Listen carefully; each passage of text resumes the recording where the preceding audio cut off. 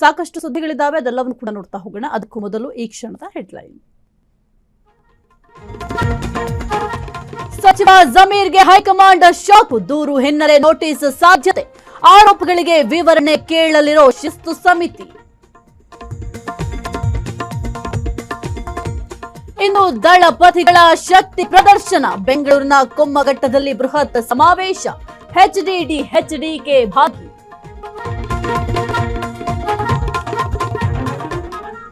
ಧಾರವಾಡದಲ್ಲಿ ಹರಿಯಿತು ನೆತ್ತರು, ಮನೆಗೆ ನುಗ್ಗಿ ಯುವ ಕಾಂಗ್ರೆಸ್ ಮುಖಂಡನ ಕೊಲೆ, ಉಪನಗರ ಪೊಲೀಸರಿಂದ ತನಿಖೆ.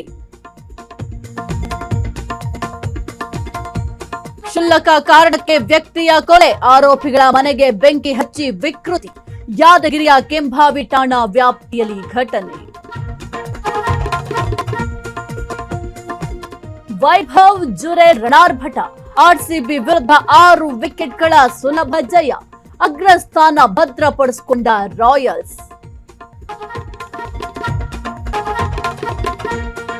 ಕ್ಷಣ ಕ್ಷಣದ ಸುದ್ದಿಗಳಿಗಾಗಿ ಫ್ರೀಡಂ ಟಿವಿ ಸಬ್ಸ್ಕ್ರೈಬ್ ಮಾಡಿ, ಲೈಕ್ ಮಾಡಿ ಹಾಗೂ ಫಾಲೋ ಮಾಡಿ.